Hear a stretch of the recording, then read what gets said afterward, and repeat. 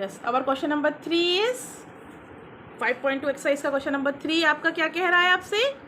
In the following APs find the missing term in the boxes. यहाँ boxes में आपको missing terms दी हुई हैं, ये मिसिंग टर्म्स आपको फाइंड करना। देखो कितना सिंपल है ये। फर्स्ट क्वेश्चन मैं आपको बताती हूँ। 2, फिर है आपका ब्लैंक, फिर है 26 सीरीज है ये, है ना।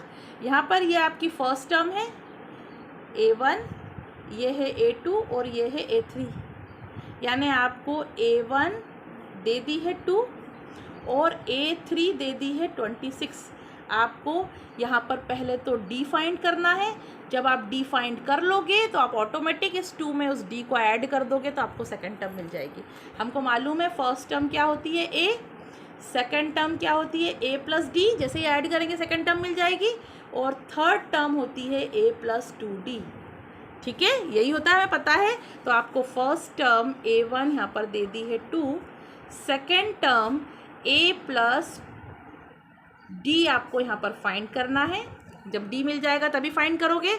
और थर्ड टर्म देखो क्या दी है 26, मतलब थर्ड टर्म मतलब A प्लस 2D, ये आपको क्या दे दी 26, यानी A प्लस 2D आपका है 26।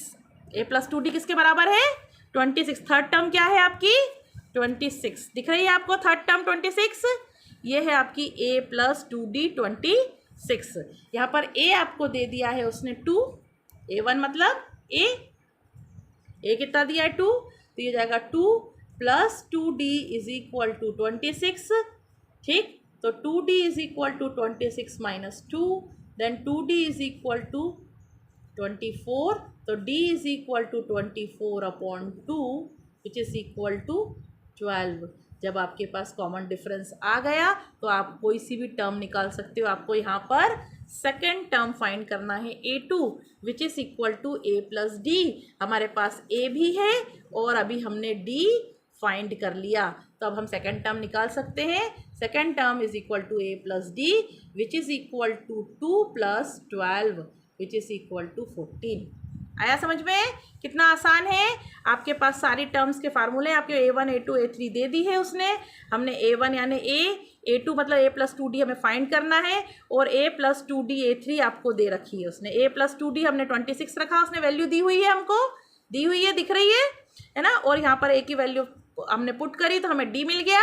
जैसे ही हमें D मिल गया, हमारे पास A पहले से था।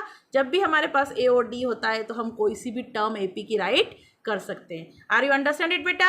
This one is your question number 1 of question 3 of exercise 5.2। अब हम एक्सरसाइज 5.2 के क्वेश्चन नंबर 3 का क्वेश्चन 2 करेंगे। क्वेश्चन 2 में आपको A भी नहीं दिया है, देखो आप करते हैं। हम करते हैं क्वेश्चन नंबर 2। इसके 2-3 क्वेश्चन करवा के मैं तुम्हें समझाती हूँ कैसे सॉल्व किए जाते हैं। ठीक है, अब आपको यहाँ पे उसने ये फर्स्ट टर्म है आपकी A1 A2 A3 and A4। ये first term, second term, third term और फोर्थ टर्म। उसने आपको ना तो फर्स्ट टर्म दी है ना कॉमन डिफरेंस दिया है जो आप आगे से फाइंड कर सके। आपके पास सिर्फ A2 है और A3 है, A4 है। अब A2 क्या होता है A प्लस D। A2 क्या होता है A plus D।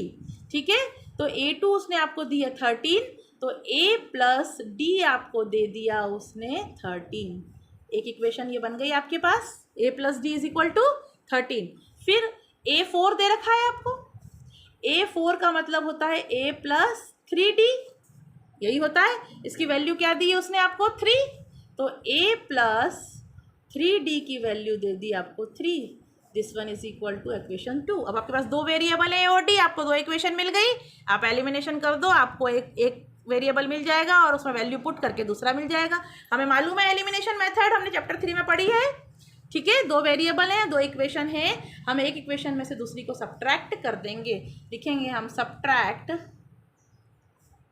Equation 1 from equation 2। किसी में से भी किसी को कर सकते हो। ठीक है, हमने 1 को 2 में से कर दिया, तो 2 है आपकी A plus 3D is equal to 3, और फर्स्ट इक्वेशन है A plus D is equal to 13।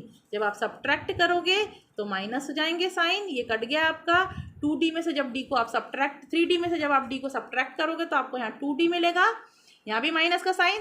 13 minus 3 is the 10 and बड़े नंबर का साइन माइनस, तो डी आपको मिलेगा -10/2 विच is equal to -5।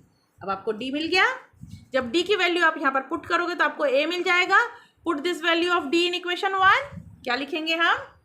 Put this value of D in equation 1। इस equation 1 में D की इस वैल्यू को पुट करेंगे।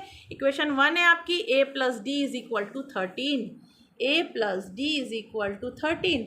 डी की वैल्यू हम पुट करेंगे -5, तो a minus 5 is equal to 13, then a is equal to 13 plus 5, -5 उधर जाएगा तो क्या बन जाएगा? +5, तो a इज इक्वल टू हो जाएगा आपका 18। a क्या आ गया आपका? 18। a आ गया आपका 18, देखो a आ गया आपका 18, a1 मतलब फर्स्ट टर्म में आ गई आपकी 18। अब आपको क्या निकालना है? थर्ड टर्म, है ना। तो आप यहाँ पे लिखोगे a1 यानी a इज इक्वल टू आपकी क्या आ गई? 18, ये हो गया। अब आपको निकालना है थर्ड टर्म a3 फाइंड करना है। a3 मतलब a plus 2d, a plus 2d। a आपका आ गया 18 प्लस 2 इंटू डी क्या आया था आपका? यहाँ देखो d आया था -5, तो d की जगह पर हम वैल्यू पुट कर देंगे -5, तो आपकी थर्ड टर्म भी आ जाएगी। 18 प्लस माइनस माइनस 5 2 जा 10, 18 में से 10 गए तो कितने बचेंगे? 8, तो आपका a3 आ गया 8। फर्स्ट टर्म है आपकी 18 और सेकंड टर्म होगी आपकी 13 और थर्ड टर्म होगी आपकी 8, ठीक है। और आपकी ये फोर्थ टर्म होगी 3। ये हो रहा है -5 होता चला जा रहा है। देखो 18 है फर्स्ट टर्म, दिख रही है आपको। 18 में से 5 को माइनस करेंगे 5 तो 13, 13 में से 5 माइनस करेंगे तो आपको 8 मिल जाएगा, ठीक है। 8 में से आप 5 माइनस करोगे तो आपको 3 मिल जाएगा, है ना। आई बात समझ में? एपी की सीरीज बन गई। अब आपकी ये सीरीज होगी 18, ये आपकी एपी क्या होगी? 18, 13, 8, 3 हो गई आपकी first term, second term, third term और फोर्थ टर्म। आपको यहाँ पर कॉमन डिफरेंस दिख रहा है, -5 is the common difference. 18 - 5 13, -5 8, -5 3। Are you understand it बेटा? अब बाकी के क्वेश्चंस कर लोगे, आपको जो भी दिए हैं आप आराम से इनको यहाँ निकाल सकते हो। ये आपको A2 और A3 दिया है, ये आप A2 और A3 आपको फाइंड करना है। आपको A1 दिया है मतलब A दिया है और A4 दिया है, A प्लस 3D। आप A की वैल्यू पुट कर दोगे यहाँ अपने आप आपके पास D आ जाएगा।